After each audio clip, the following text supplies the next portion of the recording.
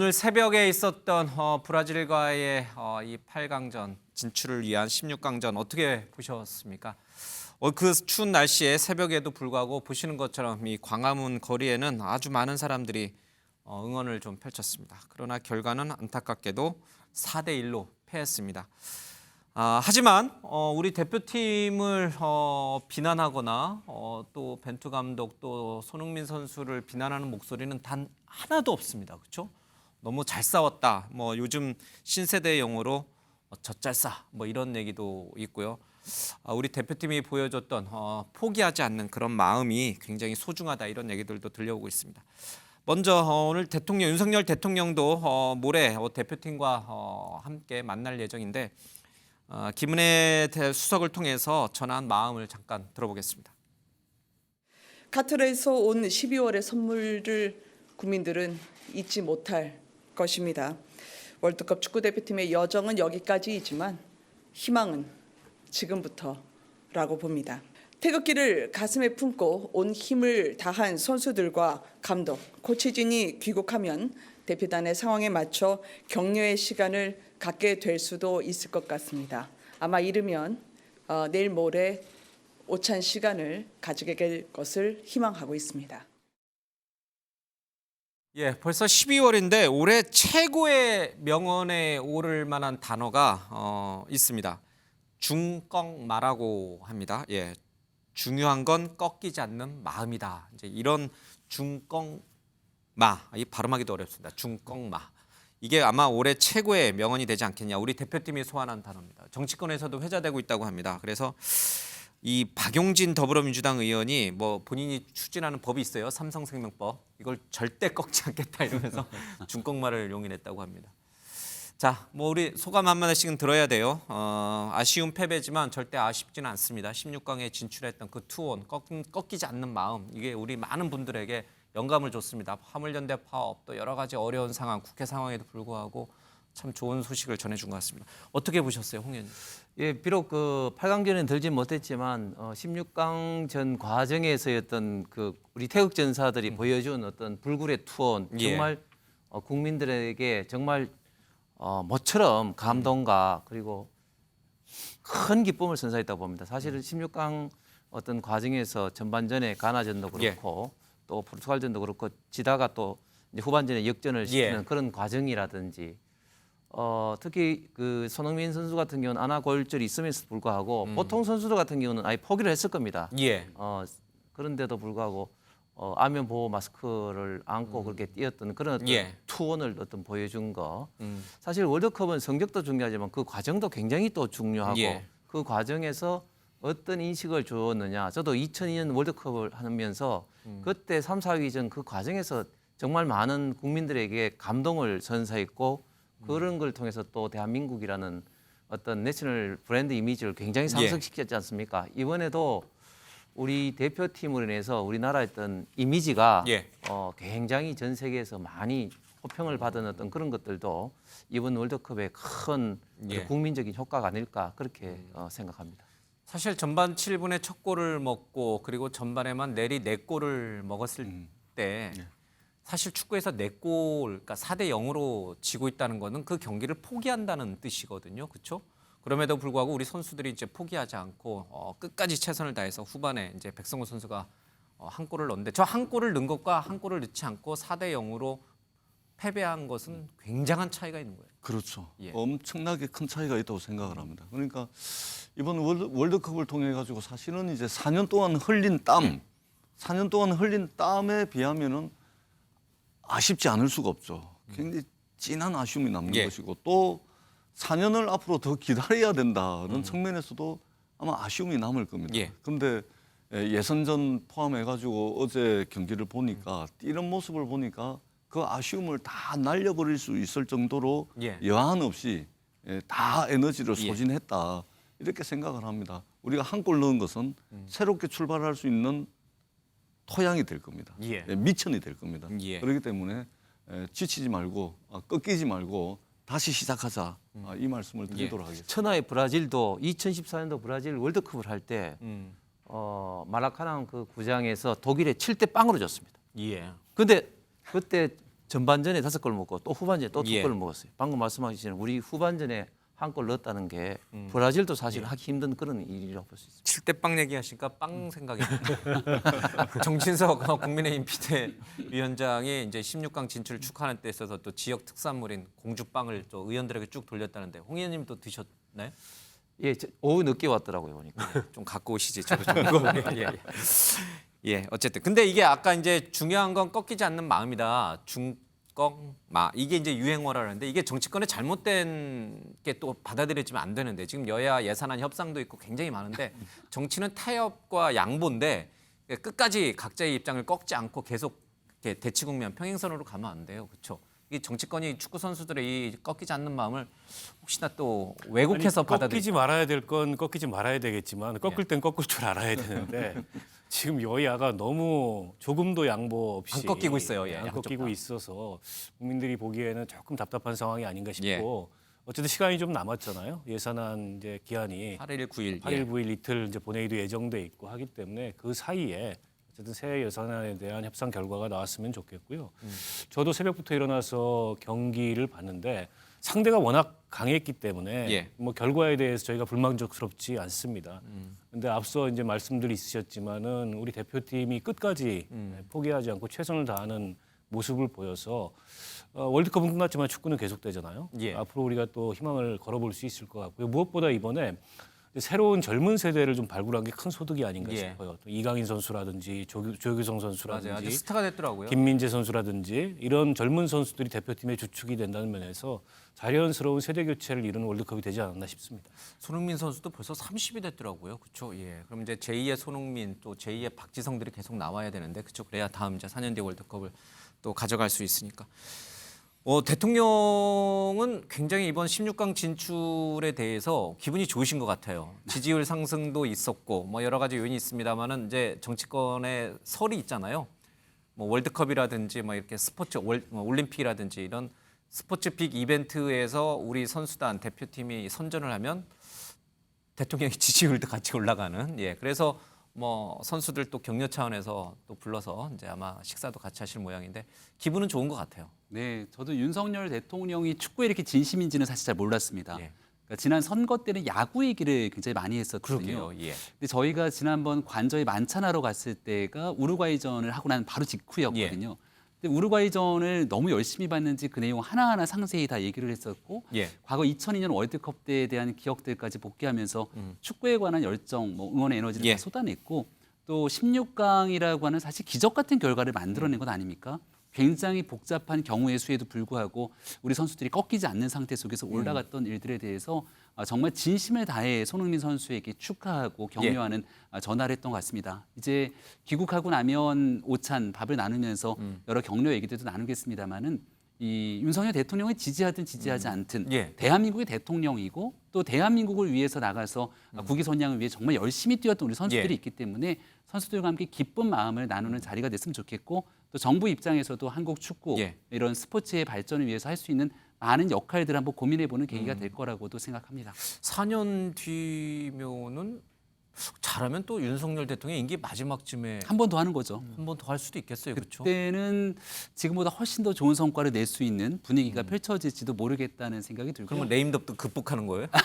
근데 저는 참고로 이 중요한 건 꺾이지 않는 마음 이렇게 예. 얘기를 했는데 어제 축구를 보시면서 전반전만 보고 주무신 분들도 계실 거예요. 예. 그러면 한국 축구가 4대 0으로 지는 것만 보셨을 텐데 조금 늦게 일어나서 후반전만 보신 분들도 있을 거거든요. 예. 그런 경우에는 우리가 1대 0으로 이기고 있는 장면들만 보는 것 아닙니까? 예. 이거 이제 배구 같은 세트 경기를 비유하게 되면 전반전 세트는 졌지만 후반전 세트는 대한민국이 이긴 상황처럼 볼 수 있기 때문에 예. 많은 국민들에게 끝까지 희망을 선사해 준 모습처럼 임기 마지막 순간까지 윤석열 대통령과 정부 또 국민의힘도 국민들과 함께하는 꺾이지 않는 마음으로 예. 열심히 노력해야겠다는 생각도 듭니다. 예. 축구 마케팅 엄청 잘하시네요. 국민의힘에서는. 예, 예. 민주당도 같은 마음으로 예, 정치에 최선을 다해 주시기 바랍니다. 예, 다음 이슈를 좀 하나 더 살펴보겠습니다. 오늘 세기의 글쎄요, 이혼이라고 해야 될까요? 예, 굉장히 관심이 뜨거웠던 최태원 SK 회장과 노소영 씨에 대한 아트센터 나비관장의 이혼 소송 판결이 나왔습니다. 생각보다 좀 싱겁게 결론이 났다 이렇게 생각하시는 분들도 있고 뭐 예상했던 판결이다 이런 얘기를 좀 하고 있습니다. 애초에 노소영 관장은 이 요구했던 그 합의액은 굉장히 컸잖아요, 그렇죠? 그렇죠. 이제 원래는요 2017년도에 최태원 회장이 이제 소송을 제기합니다. 예. 이혼 소송을. 그런데 이때 나는 가정을 지키겠다고 하면서 노 관장이 이혼에 절대 응할 수 이혼을 없다고 못한다. 해요. 예. 이제 그러다가 이제 태도가 변화돼서 2019년도에 이제 반서를 제기해요. 예. 그래서 위자료로 3억을 달라. 왜냐면 위자료 3억은 별거 아니에요, 그렇죠? 네, 3억은 별거 아니죠. 예. 왜냐하면 최태원 회장의 불륜을 위해서 가정이 파탄됐기 때문에 그래서 이제 그 이유를 들어서 요구를 했고요. 그다음에 이제 중요한 것 중에 하나가 이제 재산이지 않습니까? 예. 그래서 이제 SK 특히 SK 지주 회사와 관련해서 42.29% 정도의 주식을 재산분을 청구하는 거예요. 그러니까 일반적으로 얼마예요? 돈으로 치면 1조 1조 원이 한 넘잖아요. 3,700원 정도 되니까. 예. 근데 일반적으로 이제 일반적인 이혼 소송에서는 거의 기여도를 50% 인정을 하거든요. 공동 부부 재산의 반 정도는 그렇죠. 뚝 떼주는군요. 더군다나 30년 동안 부부 생활을 유지를 했기 때문에 예. 기여도가 굉장히 크다고 일반적으로 하죠. 이제 그럼에도 불구하고 이번에 판결이 났는데 일단 유자료는 1억 원을 지급을 한 판결이 났고요. 예. 그다음에 금액으로 따지면 현금으로 660억 원을 재산물로 지급을 한 판결이 났어요. 1조 원도 아니고 5천억도 아니고 그렇죠. 그래서 겨우 지금 665억. 제일 큰 것이 재산이 사실은 최태원 회장의 재산이 지주회사인 SK 주식이거든요. 예. 근데 이것은 이제 징연할지 상속을 받았고 여기에 아버지로부터. 과연 예. 노관장이 기여를 했느냐? 그것은 형성 유지 뭐 같이 상속하는데 기여하지 않았다 이 부분에 대해서는 이걸 빼버린 거예요. 예. 그래서 나머지 SK 계열사 주식이랄지 예금이랄지 퇴직금이랄지 부동산 이것들을 기여들을 환산한 것이 바로 665억인데 예. 아마 그 노관장 입장에서 보면 굉장히 불만족스러울 거예요. 예. 그런데 우리나라 역사상 특히 이제 재벌 관련해서 이혼 소송에서 김택진 NC소프트 회장 이혼 소송일 때 300억 받았거든요. 예. 부인이. 그리고 다 아시다시피 이부진 신라호텔 사장 예. 그리고 이무재 삼성의 고문이 그 당시에 131억 받았어요. 예. 그래서 665억은 이제까지 이혼 소송 중에서는 거의 가장 큰 금액이다 이렇게 볼 수 있습니다. 가장 큰 한국 역사상 가장 큰 금액인 건 맞지만 노관장 입장에서 보면은 이건 너무 억울하다 이렇게 생각할 것 같아요. 우리가 한간에 듣기로는 아버지 노태우 대통령 시절에 이제 이 지금의 SK가 이렇게 큰 기반으로 이렇게 크게 됐던 것은 SK텔레콤을 갖게 되고 사업 허가를 받게 되고 또 유공 갖게 되고 뭐 여러 가지가 있었잖아요. 그게 당시에 노태우 대통령이 아니었으면 지금의 이 SK가 있을 수 있겠느냐.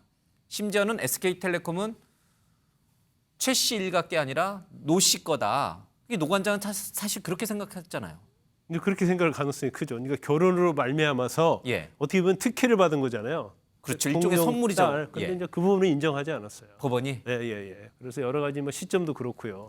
어떤 기업의 논리에 의해서 예. 이게 뭐 기업을 인수하고 합병하고 이렇게 됐기 때문에 이거 자체는 재산 분할 대상에서 되지 않는다 예. 이렇게 판단해서 제외를 해버렸어요. 그래서 아마 노 관장 입장에서는 굉장히 불만이 많을 거예요. 그래서 제가 볼 때는 뭐 항소는 당연히 할 것이다. 하지만 항소심 가서도 이 부분이 1심과 이제 다른 판단을 할지는 예. 그건 좀 약간 의문 부호가 붙습니다. 왜냐하면 이제 재벌과 관련된 회사에서 특히 상장 회사에 대해서는요 거의 기여도를 인정하지 않습니다. 예. 그래서 일반적인 기업이랄지 중소규모의 기업에 대해서는 이제 가사 노동과 관련된 예. 그런 기여도를 상당히 인정을 하지만 상장 기업에는 대부분 근로자랄지 그다음에 어떤 상황적인 거, 경제적 상황 이런 것들이 회사 가치를 높였다고 판단하기 때문에 결국 한쪽의 어떤 기여도를 잘 인정하지 않는 측면이 있어요 법원에서. 예. 뭐 특유 재산이라고 그러더라고요. 뭐 예. 선친으로부터 물려받은 이제 주식을 인해서 이제 부가 축적됐으니까. 근데 이제 두 사람의 이혼에 대해서 꽤나 사람들이 관심이 많았던 것은 그냥 단순한 성격 차이나 뭐 다른 요인으로 인해서 이혼한 게 아니라 이게 혼외 자식이 등장을 하고 혼외자가 등장을 하기 때문에 사람들은 더 관심이 컸던 것 같아요. 2015년이죠. 최태원 회장이 혼외자 사실을 전격적으로 공개합니다. 그 이후에 이제 이런 이혼 소송이 이제 전개가 되는데 재밌는 것은 SK 최태원 회장이 감옥에 있을 때 노소영 관장이 사면을 해줘서는 안 된다라는 편지를 보내게 됩니다. 2015년 광복절 특사 때 최태원 회장이 나올 수도 있었는데 그때 청와대에 노소영 관장이 편지를 보냅니다. 내용을 잠깐 보면요. 최 회장이 석방되어도 경제에는 아무 도움이 되지 않는다. 내연녀의 측근이 그룹 경영까지 참여하고 있다. 최 회장이 새 사람이 되기 위해서는 절대적인 시간이 필요하다. 석방보다는 반성할 기회를 대통령이 줘야 한다. 이제 이런 얘기를 하고 있습니다. 이에 맞서서 최태원 회장도 이제 편지를 공개하게 되는데 한간의 소문대로 저의 결혼 생활은 순탄치 않았다. 그러면서 굉장히 좀 사실관계를 이제 스스로 밝히는 얘기를 합니다.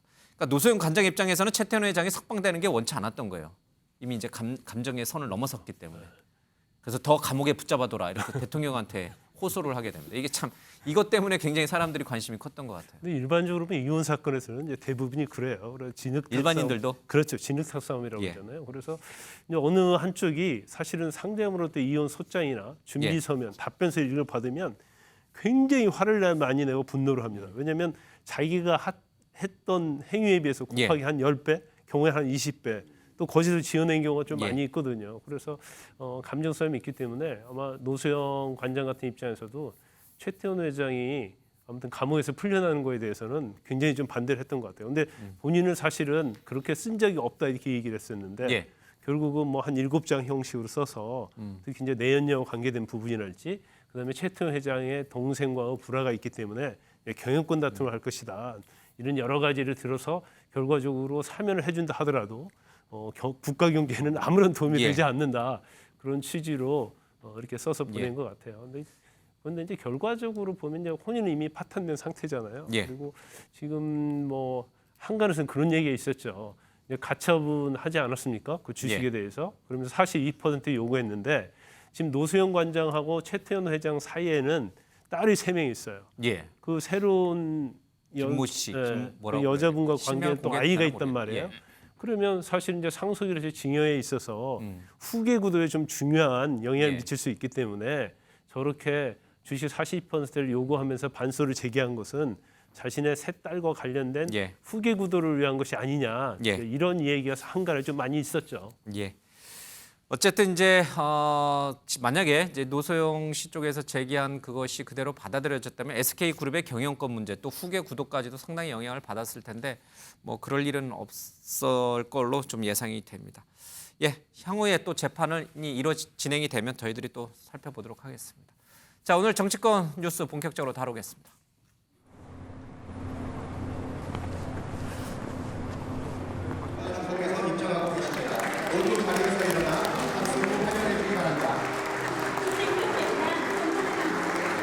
한국에 있는 8만여 한 베트남 가정은 양국 관계를 사돈 관계로 이어주고 있습니다.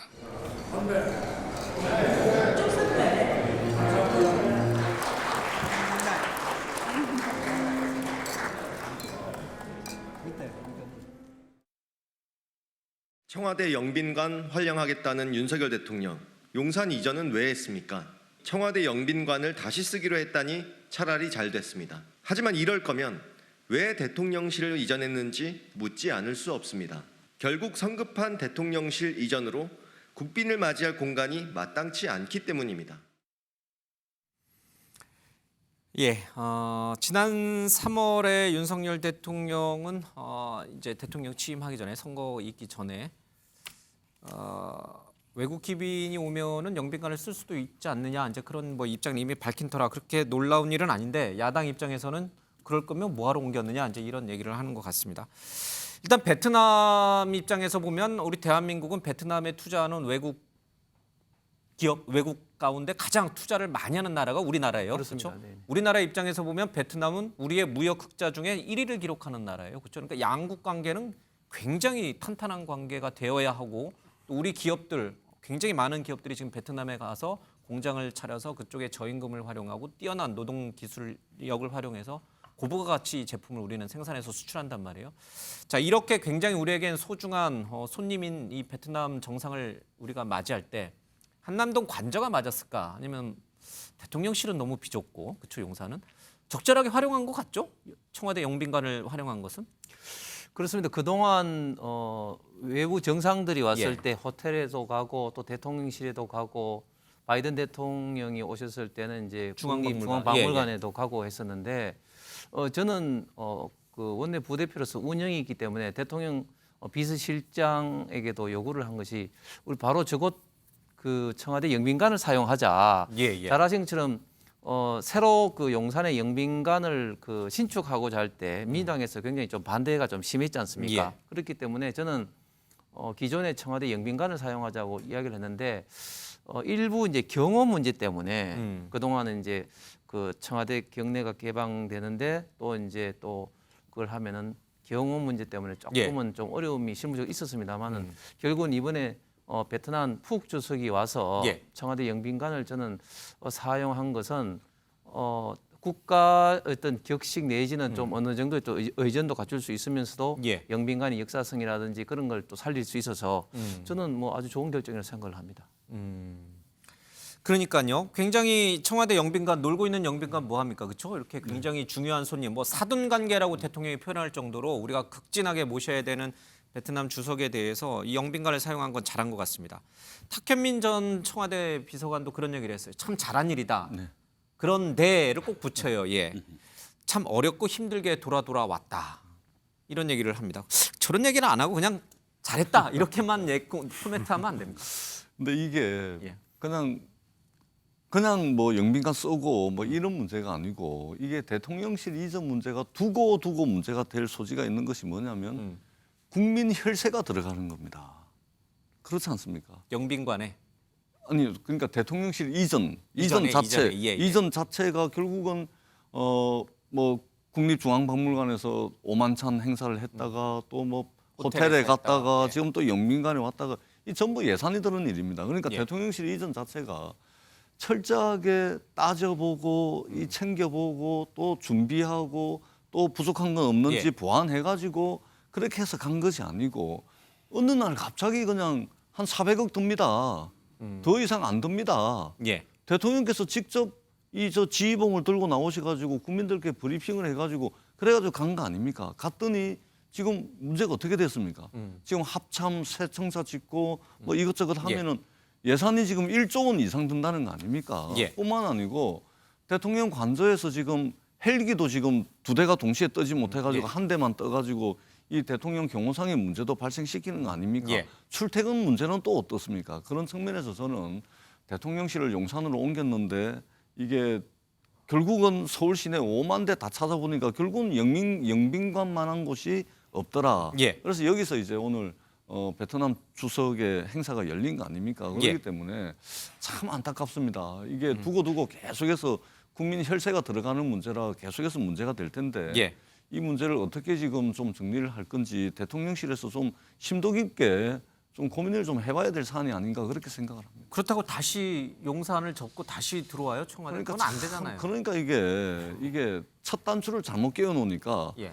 단추 밑에까지 다 잠궜는데 다시 다 풀어야 됩니다 이게 지금. 그러니까 이게 두고 문제가 예. 되는 거죠. 그러니까 이게 그냥 옮기는 게 아닙니다. 항상 준비를 예. 하고 뭔가 결정을 할 때는 국가 경영이라는 것이 그렇게 이 번갯불에 콩 볶아 예. 먹듯이 그렇게 할 수가 없는 겁니다. 그래서 좀 신중하게 한 번 더 좀 점검을 해봐야 될 필요가 있다 이렇게 생각을 합니다. 민주당이 혹여 나중에 다음 대선에서 집권을 하면은 다시 청와대로 갈 거예요?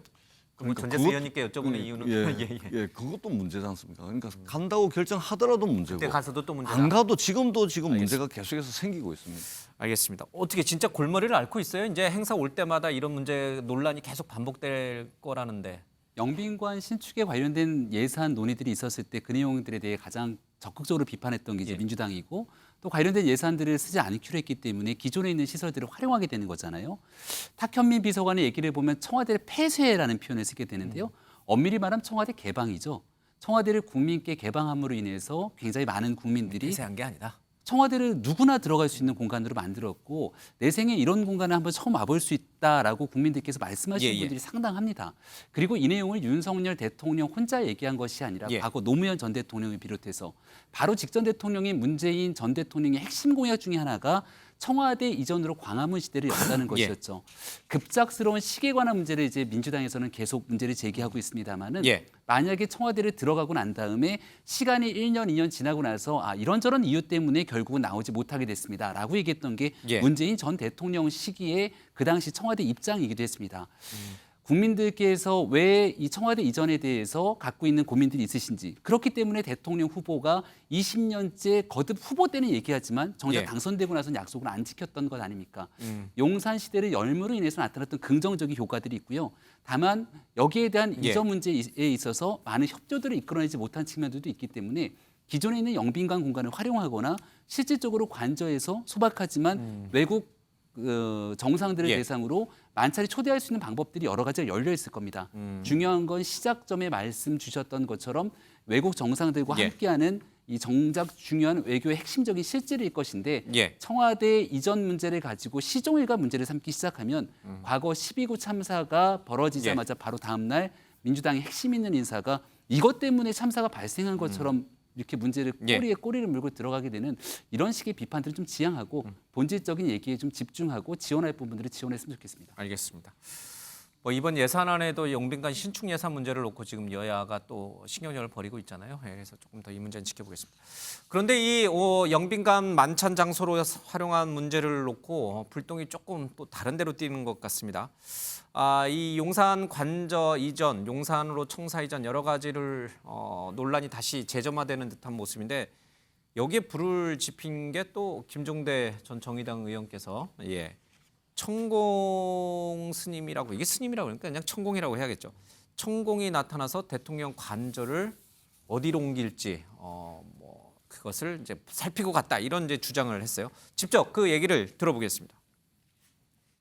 관저 이전에 천공 개입했다는 사실은 어떻게 알게 되신 겁니까? 국방부 고위 관계자로부터 사실은 그 육군 참모총장 공간에 천공이 나타났다. 용산 그 국방부 청사 앞에 헬기장이 있는데 예. 그 헬기장 앞에 육군 참모총장 서울 사무소가 있습니다. 예. 예, 여기에도 천공이 다녀갔다. 이 사실을 육군에서만 그냥 퉁치고 넘어갈 수 없는 좀 중요한 사안이라고 보고 국방부에 상의를 한 걸로 돼 있습니다. 그래서 국방부에서도 이걸로 상당히 고심한 걸로 알려져 있습니다. 고심했다는 어떤 대목을? 관저 문제는 상당히 어떤 군의 자산으로 들어오겠다는 거기 때문에 이거 중대한 사안이죠. 그 천공이라고 하는 분이 그 관저를 보러 왔다면 그냥 쓱 그 외관만 보고 간 것인가? 정확한 시간은 뭐 제가 모릅니다만은 1시간으로 반 정도 둘러본 것으로 일단은 이야기를 들었습니다. 당시에는 그 공간 관리관이 거기서 안내를 한 걸로 되어 있어요.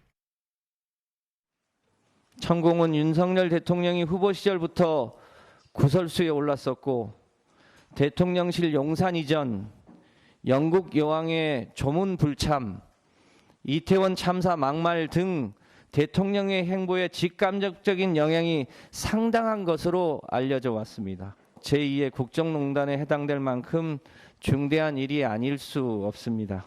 한 나라의 국가 운영을 무속에 맡길 수는 없지 않겠습니까?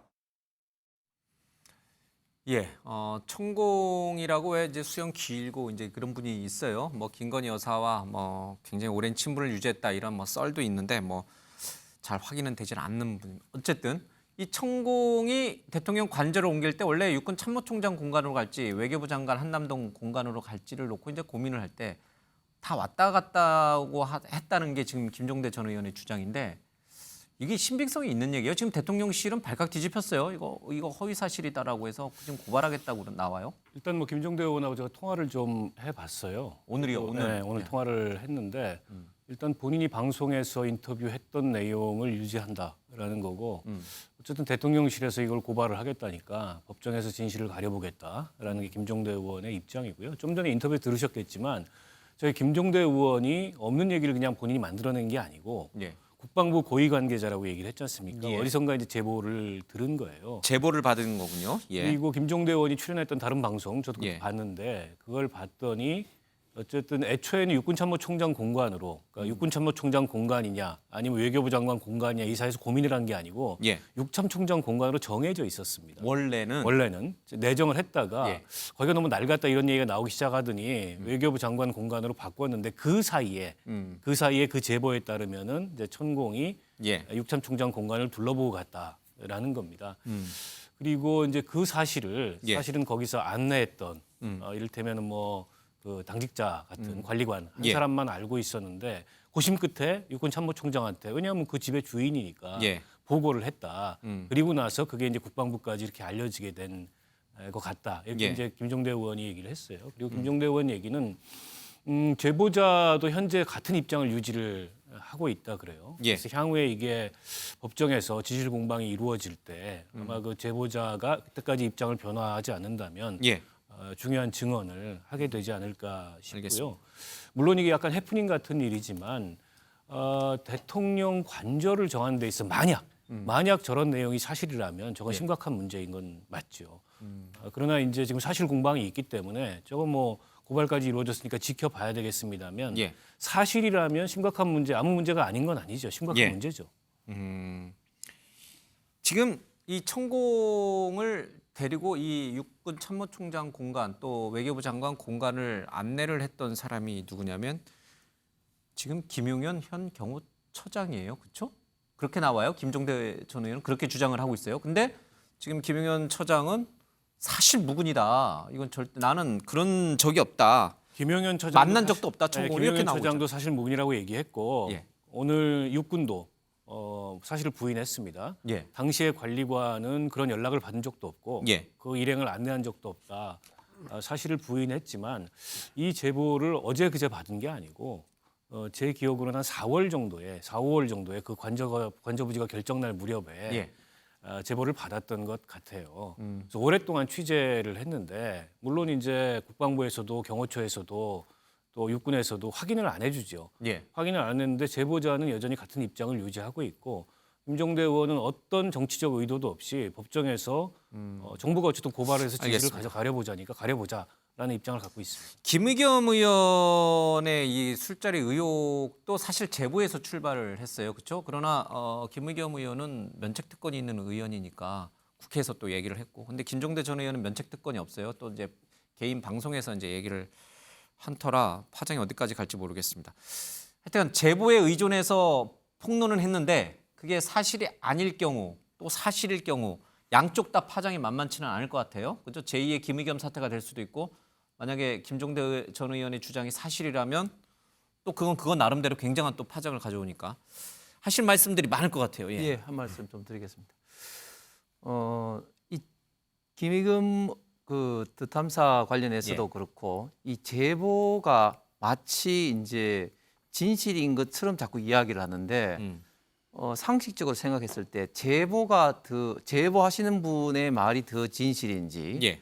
혹은 그 제보에 나온 당사자들의 말이 더 진실인지 본다면은 제보에 나온 당사자들이 당연히 더 진실에 가까울 겁니다. 김용현 경호처장 말이 더 진실에 가깝다. 그렇죠. 천공을 만난 적도 없다. 당연한 그 말이. 말이죠. 예. 예를 들어서 그 청남동 바 사건만 하더라도 당사자인 한동훈 장관은 극구 부인하는데 김의겸 의원은 제보를 받아서 제보를 마치 사실인 것처럼 한 거죠. 당사자인 이 김영은 처장이 부인을 하고 있는데 지금 김종대 전 의원 같은 경우 이 제보를 가지고 이야기하는 겁니다. 이게 상식적으로 이게 납득이 안 되는 거죠. 두 번째 더 큰 문제는 뭐냐면 이 천공이라는 분의 어떤 그런 영향력이 마치 관저를 좌지우지할 정도로 대통령과 윤석열 정부에 엄청난 영향을 끼치는 것처럼 이야기를 하는 거예요, 지금. 예. 지난번 청담동 바 사건도 문제가 뭐냐면 마치 대통령이 새벽 3시까지 술 마시가지고 마치 그런 것이 사실이라면은 이 윤석열 정부가 무능한 정부다 이런 어떤 예. 프레임을 씌우기 위해서 하는 거거든요. 지금 천공의 어떤 이야기가 어제 오늘 이야기 나온 것이 아니었고 예. 대부분 다 이미 거짓임이 드러났는데도 끊임없이 천공 이야기를 하는 것은 마치 지금 윤석열 정부가 합리적인 의사결정이 아닌 이런 어떤 비합리적인 뭐 주술이라든지 이런 것에 의해서 마치 중요한 국가 정책 사항이 결정 나는 것처럼 지금 어떤 프레임을 하는 이게 예. 지금 문제인 겁니다. 알겠습니다. 이게 또 하나의 굉장한 논란거리를 김종대 전 의원이 던져놨습니다. 이제 사실관계를 좀 밝혀야 될 필요가 좀 있을 것 같습니다. 근데 저는 개인적으로 좀 궁금해지는 게 김건선 변호사님. 네. 천공이라는 사람이 모르겠어요. 뭐 하시는 분인지 저는 잘 모르겠습니다. 점쟁인지 아니면 직관을 보는 사람인지 잘 모르겠는데 설령 이 사람이 왔다 갔다 해도 그게 법적으로 문제는 아니죠. 법적으로 문제 내는 건 없죠. 전혀 없죠. 예, 예, 그러나 다만 이제 국민이 볼 때 굉장히 중요한 국가사를 일개 개인의 약간 점쟁이 같은 사람이 결정했다는 것 자체가 굉장히 희화가 될 수 있는 측면, 그 측면만 남아 있는 거죠. 그래서 이제 국가의 어떤 중대한 사항을 마치 이제 무소 예. 이제 이런 것들에 과학적이지 않고 그런 거에 근거해서 의존해 가지고 한다. 그렇기 때문에 이제 설사 그렇다고 한다면 윤석열 대통령에게 예. 그게 사실이로 밝혀진다고 하면 그건 굉장히 치명적이 될 수 있죠. 더군다나 그 지난 대선 때부터 계속 민주당으로부터 공격 많이 받았지 않습니까? 예. 천공, 뭐 건진법사 이런 얘기 많이 나왔고 예. 또 그중에 일부는 뭐 캠프 내에서 뭔 직을 맡고 있었다 이런 것들이 물론 이제 흑색선전일 수도 예. 있지만 그래서 이거 자체가 사실 밝혀지면 굉장히 뭐 대통령실 입장에서 어려울 수 있는데 지금 고소를 한다고 하는 거잖아요. 만약에 거꾸로 정반대의 경우 김종대 전 의원이 폭로한 내용이 전혀 사실이 아니면 어떻게 해야 되는 거예요? 근데 이 사건 자체는요. 이건 사실은 수사하면 금방 드러나요. 왜냐하면 금방 드러나요? 그렇죠. 경호처장의 휴대폰이랄지 위치 추적, 또 CCTV 천공의 위치 추적, 뭐 CCTV 이런 걸 보면 금방 드러나요. 왔다 갔는지 안 왔다 갔는지 금방 드러나는데 예. 이제 중요한 건 그거죠. 이제 정보통신망법상 명예훼손이라는 게 있거든요. 예. 그래서 거기에서 사람을 비방할 목적으로 허위 사실임에도 알고도 명예훼손하면 형량이 좀 셉니다. 7년 이하 징역이고 예. 또 이게 진실이다 할지라도 비방할 목적으로 하는 경우에는 또 3년 이하 징역해요. 예. 그렇기 때문에 사실 이게 허위냐 아니냐는 굉장히 중요한 문제고 일단 대통령실에서 고소를 하게 되면 예. 사실은 진실은 밝혀지는 데는 어렵지 않기 때문에 예. 어느 한쪽은 좀 치명적이 될 수 있다 이렇게 봅니다. 알겠습니다. 근데 이게 또 공교롭게 오늘 한동훈 법무장관이 김의겸 의원에 대해서 10억 원의 손해배상 소송을 제기했다는 얘기 있어요. 하필 천공 얘기가 나왔을 때 또 이 김의겸 의원 얘기가 같이 나와요. 이게 뭐 다들 맞춘 건 아닐 거예요. 일부러 이렇게 같이 오늘 한꺼번에 터뜨리자 이렇게 맞춘 건 아닌데 공교롭게도 이 얘기가 나왔습니다. 자, 한동훈 법무장관이 청담동 바 사건과 관련해서 김의겸 의원에 대해서 고소 고발 중에 이 10억 원 손배소도 했고 김의겸 의원은 또 SNS에 이 소송에 대해서 이러쿵 저러쿵 또 긴 장문의 심경 토로 글을 올렸습니다. 들어보겠습니다. 저를 지금 스토킹하는 쪽하고 같이 야합해서 말씀하신 거잖아요. 그렇죠?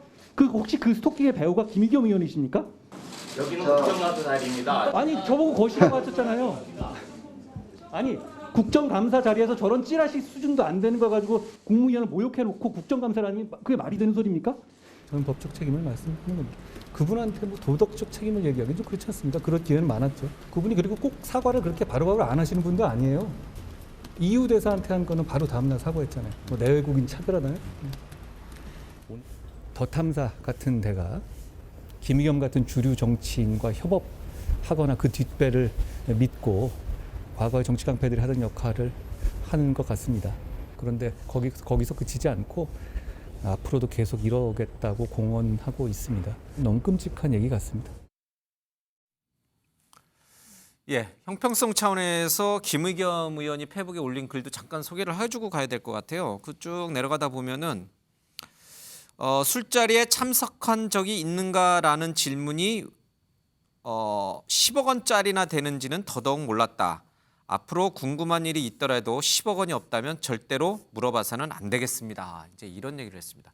자신의 술자리에 간 적이 있냐는 질문 한마디가 10억 원짜리인 줄은 몰랐다. 앞으로 국회의원들은 10억 원이 없으면 국회에서 함부로 무슨 얘기도 질문도 하면 안 된다. 겁납니다. 이게 이제 김의겸 의원의 겁납니다. 예. 먼저 입장을 좀 드릴게요. 그 10억 원은 상당히 큰 돈이에요. 국회의원한테는. 그렇죠? 네, 큰 돈이지만 본인이 했던 행위를 생각해 보게 되면 그렇게 큰 돈일까라는 고민이 들기도 합니다. 한동훈 장관이 입은 명예훼손은 왜냐하면 한동훈 장관에게 이른바 아무런 근거 없는 마타도어 그리고 음해성 의혹 제기를 던져놓고 그 내용들을 그대로 그치지 않았습니다. 그리고 김의겸 의원은 민주당의 입 대변인 아닙니까? 예. 그다음 민주당 최고위원회의에서 책임 있는 당직자들이 앞다퉈서 이 같은 영상들을 틀기 시작했고 민주당은 더 나아가서 이게 사실이라면 제2의 국정농단이라고 얘기하는가 하면 TF를 만들자고까지 얘기했습니다. 결과적으로 한 번, 두 번만 검증해 보면 충분히 알 수 있는 얘기였는데 첼리스트의 거짓말이다 이렇게까지 얘기가 나왔음에도 불구하고 그 입장들을 뒤로 빼지 않는 다음에 아직도 사실관계가 더 확인할 필요가 있다고 얘기를 합니다. 근데 이게 민주당의 주장만으로 끝나는 것이 아니라 김의겸 의원이 협업했다고 얘기하는 더 탐사 등 일부 유튜버들을 통해서 엄청나게 많은 조회수를 퍼다 나르고 여전히 그 내용을 본 사람들은 아 사실일 수도 있을 거야라고 믿고 확증 편향에 빠져 있는 분들도 있을 겁니다. 지금도 이게 어디에서부터 시작됐는가? 일부 유튜버들이 한 일이 아니라 대한민국의 국회의원이 국정감사장에서 자신 있게 얘기하고 힘을 줘서 여지까지 입장을 견지하고 있는 것 아닙니까? 사과 한마디 없고 더 나아가서 김의겸 대변인에 대한 대변인직까지 민주당이 아무런 책임 소재를 가리지 않으니 어쩔 수 없는 상황 속에서 아 그럼 이런 가짜 뉴스가 두 번 다시 대한민국 정치권을 혼탁하게 만들지 않도록 뭔가 모종의 조치가 필요하다 이렇게 생각했을 겁니다. 한동훈 장관 입장에서도 아까 얘기했던 대통령실에서도 법적 조치를 나아가고 싶은 사람이 어느 누가 있겠습니까? 하지만 이런 일들이 계속 반복되기 시작하면서 음모론으로 대한민국 정치를 바닥까지 끌어내리는 일은 기본적으로 좀 차단시킬 필요가 있다고 어쩔 수 없는 고육지책의 이런 행동을 취한 것이 아닌가 생각합니다. 근데 이미 형사적으로는 허위사실 유포로 고소를 했잖아요. 한동훈 장관이. 근데 10억 원은 민사잖아요. 그렇죠? 그렇죠. 굳이 이렇게 10억 원을 추가로 또 한 이유는 뭐예요? 한동훈 장관. 방금 뭐 얘기는 들었습니다. 형사와 민사는 좀 구분을 해야죠. 근데 형사에서 이제 명예훼손이랄지 아니면 정보통신망법상 명예훼손은 고의범이거든요. 그러니까 고의적으로 비방할 목적으로 뭐 허위사실 적시했다랄지 아니면 비방할 목적으로 진실이다 할지라도 명예훼손이 되면 처벌할 수 있는데 지금 국정감사에서 한 그러한 발언은 사실은 제가 볼 때는 이제 면책 대상 될 가능성이 커요. 고의성이 없기 때문에. 그리고 허위라는 인식이 또 입증하기 쉽지 않거든요. 그렇지만 이제 더 탐사와 협업을 했다고 얘기했잖아요. 그러면 같이 공범이 되는 건데 이것도 중요한 것은 협업을 할 때 이것이 허위라는 사실을 알고 있었느냐, 알면서도 이렇게 했느냐. 아마 녹취록 전체를 들어보면 허위를 볼 수 있는 내용이 나오냐 안 나오냐. 그래서 형법상 구속 요건은 좀 어려워요. 제가 인정하기가 쉽지 않아요. 그런데 민법은요. 고의 또는 과실이 있으면 손해배상 인정이 되거든요. 그러면 진실을 밝히는 데 있어서 고의가 없다 하더라도 본인이 진실이라는 것을 알기 위해서 얼마나 노력을 했느냐. 그렇지 않고 이런 식으로 폭로를 하게 돼버리면 사실 상대방의 명예훼손, 치명적인 명예훼손이 되잖아요. 그렇기 때문에 과실 정도도 있었느냐. 그러니까 요건이 훨씬 완화되는 거예요. 그런데 10억이 굉장히 큰 돈이고 김의겸 의원은 10억이란 된 돈을 뭐 말하려면 10억 갖춰야 한다고 하는데 설사 인정된다 하더라도 뭐 10억 인정되겠어요. 제가 볼 때는 뭐 많이 인정되면 뭐 1억 이쪽 저쪽도 인정될 가능성이 크다. 그런데 아마 한동훈 장관이 상징적으로 아니면 혹시 뉴스메이커로 다시 나오고 싶어서 10억 한 거 아니에요? 1억 하면은 기사 안 써줄까 봐. 그건 모르겠어요. 한동훈 장관의 마음은 모르겠지만 완전 본인 입장에서는 나는 장관이고 청담도 술자리 간 것 자체는 나에게 엄청난 치명적인 것이다. 이렇게 생각해서 10억 청구하는데 사실 이제 10억 청구하려면요 인지세가 꽤 많이 들어가거든요. 그렇죠. 돈은 있으시잖아요, 한동훈. 그럼에도 불구하고 물론 이기면 그 인지세랄지 변호사 비용은 어느 정도는 보전받을 수 있죠. 그런 것들은 이제 전체적으로 한동훈 장관이 고려해서 이렇게 손해배상 소송을 제기한 게 아닌가 싶습니다. 김의겸 의원이 만약 소송에서 져서 진짜 돈을 물어내야 되면 흑석동 건물은 또 어떻게 되는지, 팔아야 되는지 뭐 여러 가지 얘기 우스갯소리가 막 나오고 있습니다. 어쨌든 형사적으로 처벌하기에는 면책특권이 있기 때문에 어려울 수도 있어서 민사 쪽으로 한동훈 장관이 건 것이다. 그리고 10억 원이라는 것은 대개 세간의 이목을 받을 수도 있고 본인의 명예가 그만큼 또 실추됐다고 판단할 수 있다. 이렇게 보시는군요.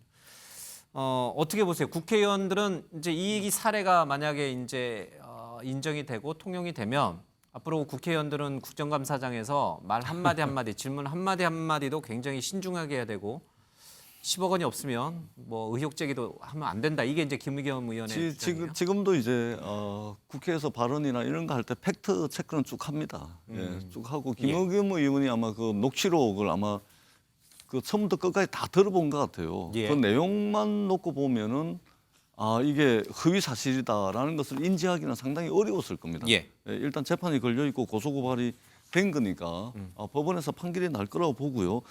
저는 대통령 또는 대통령의 측근 중에 측근이라는 법무부 장관 이분들이 왜 이렇게 좀 말하자면 좀 표현이 좀 그렇습니다만 이렇게 일을 대하는 게 좀 이렇게 좀 난폭할까 그런 생각이 들었습니다. 왜 그러냐면 윤석열 정부 들어가지고 출범해가지고 지금 7개월이 다 됐는데 7개월 동안 윤석열 정부 하면은 떠오르는 단어 키워드를 예로 들어보라 그러면 예. 아마 이런 걸 겁니다.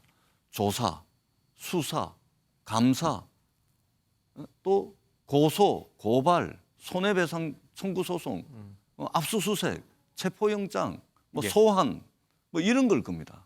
그러니까 지난 7개월 동안 이준석 당대표를 대하는 것도 그렇고 MBC를 대하는 것도 그렇고 예. 노조를 대하는 것도 그렇고 전 정부 사람들을 대하는 것도 그렇고 야당을 대하는 태도도 그렇고 전부 일방통행입니다. 전부 마음에 안 들면 다 뭐 조사, 수사, 감사, 고소, 고발 해가지고 이런 식으로 지금 가고 있습니다. 그러니까 결국은 윤석열 대통령이 검사 출신 대통령이라는 것을 그리고 그 측근 검사 출신 법무부 장관을 통해 가지고 결국은 국가 경영을 예. 수사 기소권을 가지고서 국가 경영을 하려고 하는 거 아니냐. 예. 그러다 보니까 무조건 대통령실도 지금 장경태 의원, 김종대 의원 고소 고발했죠. 예? 뿐만 아니고 이 최측근인 법무부 장관은 또 고소 고발에다가 손배소까지 지금 이렇게 하는 겁니다. 예. 그러니까 제가 누누이 드리지만 정치는 칼로 하는 것이 아니고 말로 하는 겁니다. 정치인은 칼을 다루는 직업이 아니고 말을 다루는 직업이라는 것을 꼭 좀 드리고 싶습니다. 알겠습니다. 시간이 많이 지났지만 말씀을 하신 김에 이 뭐 고소 고발이 지금 많이 나오고 있는 문제를 조금 한 마디씩 좀 듣고 가야 될 것 같습니다. 지금 주말에는 이제 촛불 집회에서 내가 이재명이다 이제 그 플래카드가 등장을 했는데 이제는 거기에 대해서 내가 장경태다 이제 이것까지 좀 등장합니다. 좀 있으면 내가 김의겸이다 이것도 등장할지 모르겠습니다. 내가 김종대다 뭐 이렇게 할지도 모르겠습니다. 어쨌든 지금 화면에 나옵니다. 동의하세요? 정말 지금 우리 전재수 의원이 윤 정부 들어서서 정부 여당 대통령실이 고소고발을 남발한다고 보세요? 아니면 충분히 잘못하고 있기 때문에 고소고발로 이런 잘못된 폭로, 잘못된 의혹 제기는 충분히 이렇게 통제해야 된다고 보세요? 글쎄요. 지금까지 뭐 고소 고발로만 한정했을 때 남발했다고 보기는 어려운데 시동을 걸고 있는 거라고 보고요. 저는 특히 이제 김의겸 의원을 상대로 물론 김의겸 의원이 잘했다고 저도 생각하지 않습니다. 국회의원으로서 의혹 제기를 할 때 충분히 확인했어야 될 팩트 체크가 좀 부족한 채로 확인을 했다고 생각합니다만 형사상 저게 처벌 가능성이 별로 없다는 걸 한동훈 장관이 모르지 않을 거예요. 앞서 우리 변호사님이 설명해 주셨기 때문에 수사를 오래 했던 분이어서 그럼에도 불구하고 이게 형사 고소를 하고 또 한편으로 민사소송까지 제기한 건 결국 입막음하겠다는 거잖아요. 야당 의원들을 입막음하겠다. 예. 그리고 더군다나 한동훈 장관은 지금 법집행 최고 책임자를 맡고 있는 법무부 장관입니다. 법무부 장관이 야당 의원들을 상대로 물론 기분 나쁘고 불쾌하고 때로는 억울하고 때로는 야당이 저런 식의 비판을 가하는 거에 대해서 부당하다고 생각하겠지만 그런 어떤 비판이 잘못됐다면 그에 대해서 정치적으로 충분히 저는 평가가 되고 있다고 생각합니다. 근데 저런 식의 소송을 제기할 필요가 꼭 있었는가 싶고 대통령실의 대응도 마찬가지죠. 장경태 의원이 최고위원회 석상에서 국회에서는 아니고 제기한 의혹입니다만 그게 잘못됐고 아니면 아니라고 얘기할 문제지 그걸 야당 의원을 상대로 저렇게 일일이 그러면 앞에다 소송을 제기할 거냐 그런 면에서 저는 저런 어떤 저거를 윤 대통령이나 한동훈 장관은 법치라고 생각하는 것 같은데 저게 과연 법치인지 의문입니다. 알겠습니다. 하여튼 뭐 이분들에 더해서 오늘 김종대 전 의원 또 방송했던 김어준 씨도 이제 형사 고발이 될 것 같습니다. 어쨌든 자 어떻게 주장하세요? 고소 고발이 너무 남발하고 있다. 저는 거기에 뭐 절대 동의할 수 없는 게 사실 절대적인 수치만 보더라도 문재인 정부 초기 때 적폐청산이라는 미명 아래 얼마나 많은 사람을 수사하고 구속시키고 그랬습니까? 대통령 2분, 국정원장 4사람 수백 명 수사하고 구속을 시켰습니다. 뭐 그거하고는 사실 지금하고는 사실은 비교 자체가 되지 않는 것이고요. 예. 지금 일부 뭐 수사라든지 고소 고발은 사실은 이제 이재명 대표를 중심으로 한 그런 어떤 사례가 국민들한테 예. 많은 좀 인식을 좀 시키는 것이고 예. 지금 장경태 의원이라든지 김의겸 의원 같은 케이스는 예. 명백히 가짜 팩트에 근거를 해서 국익을 해치는 예. 대통령과 그 이제 김건희 여사에 대한 어떤 그런 그 공격을 지금 반복적으로 하고 있고 거기에 예. 대해서 분명히 이제 사과를 하고 요루해도 그렇지 않기 때문에 최후의 수단으로 하는 예. 것이고 심지어 그 문재인 정부 초기 때는 가짜 뉴스를 예. 체크하기 위해서 제가 가방이기 때문에 알고 있습니다. 팩트 체크라는 그런 어떤 팀까지 만들어 가지고 예. 했습니다. 거기에 비해서는 지금은 아무런 그런 어떤 것들이 없는 상황에서 극히 일부에 대해서 고소고발이 이루어지기 때문에 예. 거기에 대해서는 좀 저는 동의하기가 어렵습니다. 알겠습니다. 자, 한동훈 장관 얘기가 나왔으니까 하나만 더 짚겠습니다. 한동훈 장관도 한남동 관저에 초대를 받은 것으로 알려졌습니다. 물론 뭐 NCND입니다. 대통령실도 그렇고 한 장관도 그렇고 확인해 주진 않고 있습니다만은 이상민 행안부 장관 또 한동훈 법무부 장관도 다녀갔다 이런 얘기가 나오고 있고 대통령 관저에 다녀간 것은 대단히 경호상 비밀 보안이 유지돼야 될 사안인데 이런 것들이 언론에 보도되는 것과 관련해서 윤석열 대통령이 자꾸 이게 정치적으로 좀 이용하는 거 아니냐. 당무는 당에서 결정하는 건데 마치 대통령이 직접 관저 정치를 하는 거 아니냐 이런 식으로 오해가 빚어지는 것에 대해서 불쾌감을 표로했다 이런 기사도 좀 나오고 있습니다. 자, 관저에 초대받은 자와 관저에 초대받지 않은 자는 어떻게 달라질까요? 나경원 전 의원의 얘기부터 그리고 조응천 민주당 의원의 얘기도 들어보겠습니다.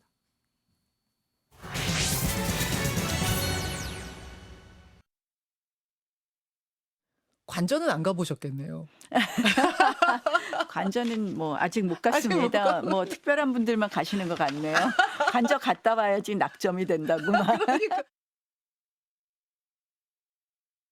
박근혜 전 대통령 시절에 예. 당선이 기했던 분들을 이제 청와대 당시 이제 관저에 초청해서 저녁에 이제 식사도 하고 뭐 덕담도 가고 했었는데 그게 나중에 알려진 거예요.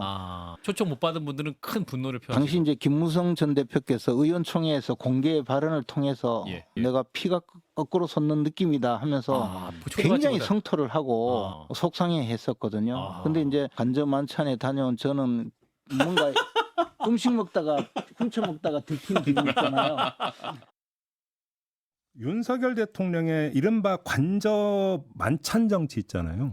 어떻게 평가를 하세요? 잘 하시는 거고 더 하셔야 되죠. 그럼 왜 여당 의원들만 만나냐고? 당연히 여당은 먼저 만나죠. 그럼 야당은 먼저 만나니까 여당 먼저 만나고 그다음에 이제 야당에서도 좀 대화가 되는 분들을 좀 저는 원로들 먼저 만나는 게 필요하다고 생각을 해요.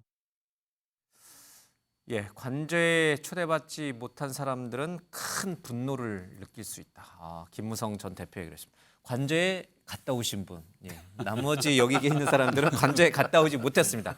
김재현 의원은 음식 먹다 들킨 느낌이라는 데인데 뭐 그렇진 않습니다. 그냥 부러울 뿐이죠.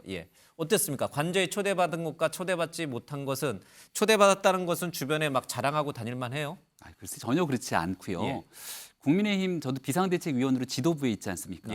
저는 개인적으로 후보 시절에 대변인을 했기 때문에 과거 이제 자택도 가고 개인적으로 윤석열 대통령과 만나서 이야기할 수 있는 기회들이 꽤 많았지만 당에 들어왔던 시기가 굉장히 짧습니다. 그러니까 국민의힘에 있는 인사들과도 격이 없이 소통하면서 이야기를 나눌 수 있는 기간이 좀 부족했죠. 그러니까 그 비상대책위원회에 있는 분들 중에서는 지도부 중에서 윤석열 대통령과 제대로 이야기를 나누지 못했던 분들도 많을 겁니다. 하지만 공식적인 지도부를 초청해서 만찬을 가지고 함께 윤석열 대통령이 생각하는 국정 철학은 또 이런 거다. 한 3시간 정도 이야기를 교류하고 나니까 서로에 대한 이해관계가 훨씬 더 두터워질 수 있는 거거든요.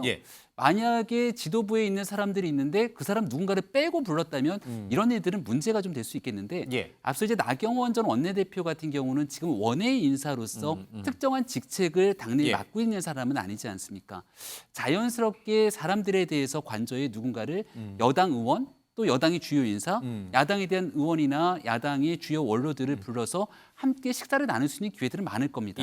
이제 관저에 이사 가서 자리 잡은 지 아직 한 달도 채 되지 않았을걸요. 그 기간 동안 많은 사람들을 만나려고 하는 노력들의 시동을 걸고 있다는 것이고 예전에 문재인 전 대통령 시절에 가장 많이 외교적으로도 비판받았던 것 중에 하나가 혼밥한다는 당시 야당의 비판이었을 겁니다.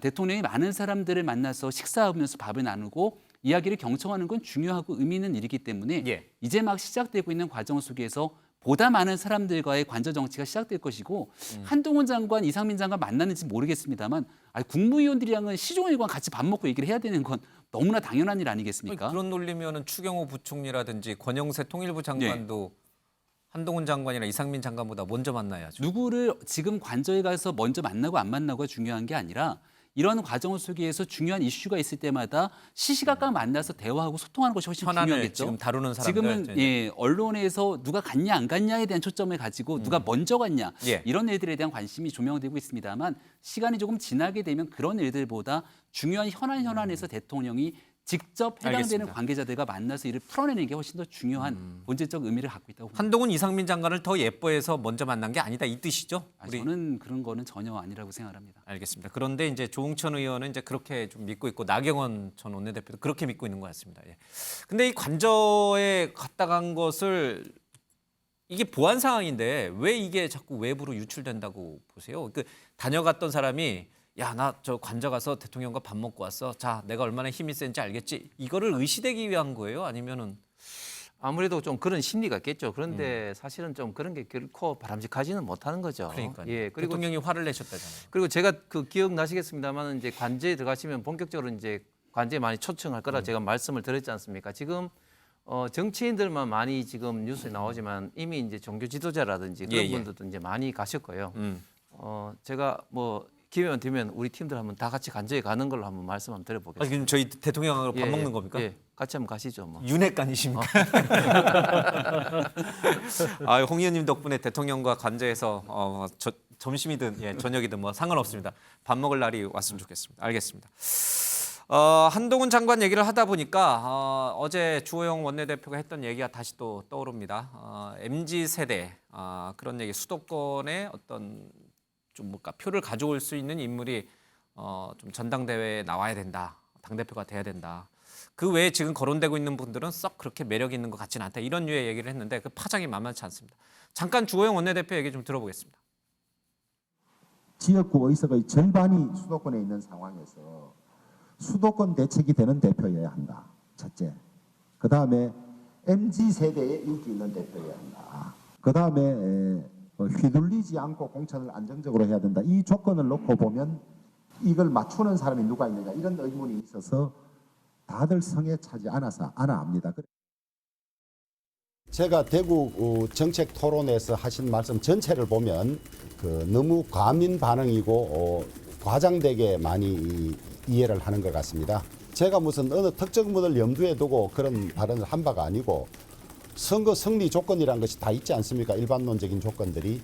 그 조건에 비추어 보면 그런 것들은 다 필요한 요소이기 때문에 이야기했던 것입니다.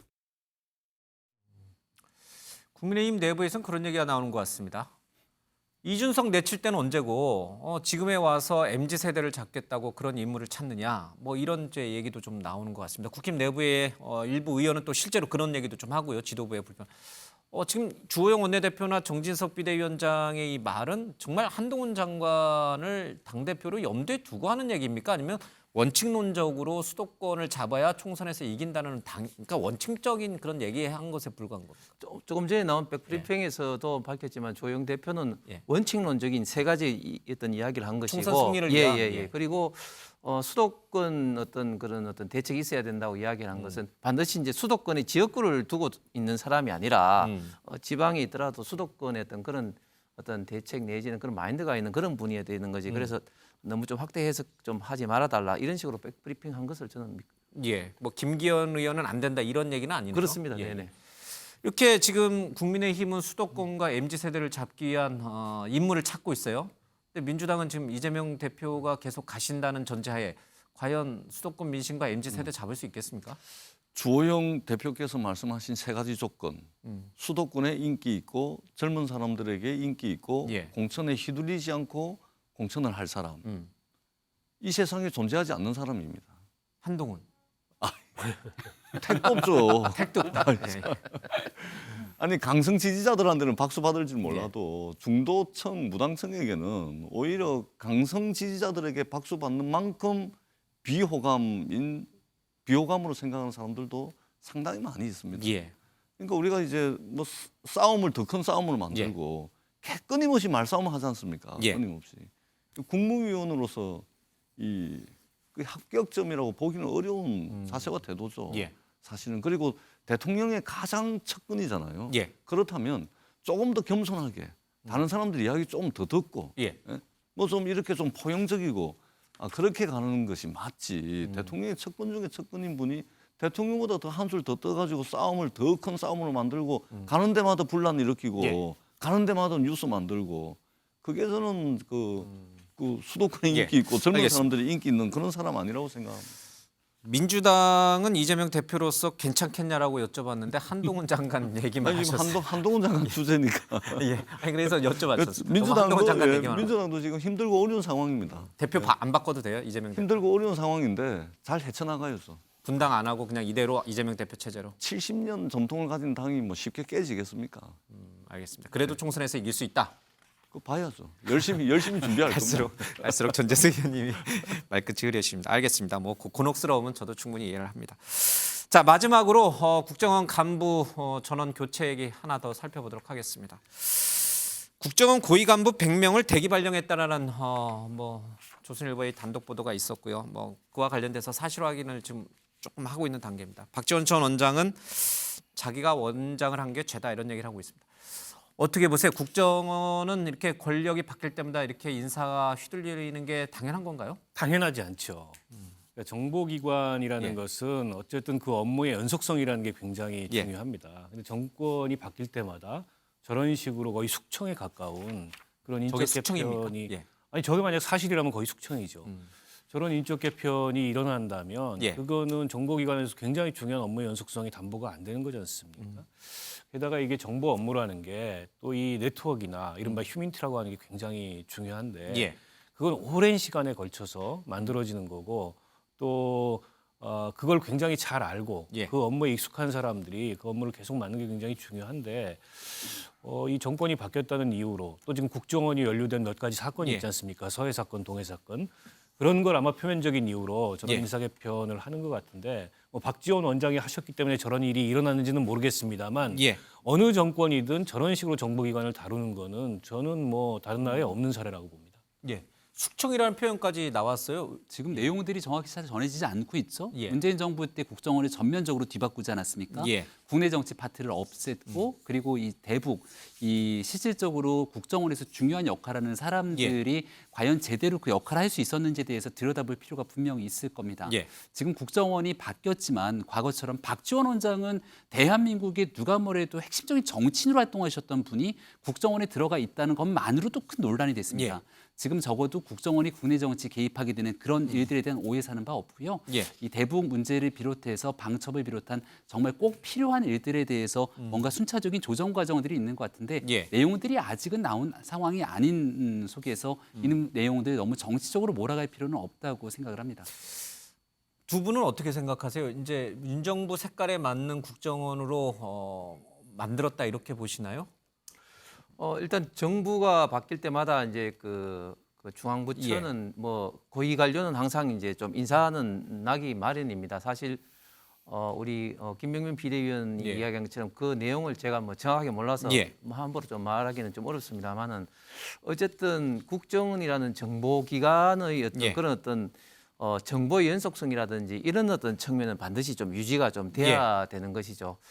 그런데 좀 안타까운 것은 정권이 바뀔 때마다 특히 지난 정권 때 보면은 심지어 국정원의 가장 핵심적인 정보가 들어있는 국정원 서버까지도 그 시민단체가 가서 그 서버 조사를 다 할 정도로 굉장히 이제 순환을 어떤 겪은 사례도 있습니다만은 이런 어떤 국정원에 대한 어떤 간부들 특히 이 대공 파트에 대한 어떤 인사의 어떤 지속성 이런 어떤 문제에 대해서는 정권을 떠나서 한번 저희가 한번 살펴봐야 될 문제라고 생각합니다. 알겠습니다. 오늘 국방부에서 또 북한을 주적이라는 내용을 다시 이제 국방백서에 넣었어요. 이제 그런 것과 맞물려서 지금 민주당은 좀 우려하는 바가 있습니다. 예, 좀 우려스럽죠. 예. 여러분 2019년도 12월 달에 저희들이 권력기관 개혁하는 차원에서 국정원법을 개정을 해가지고 예.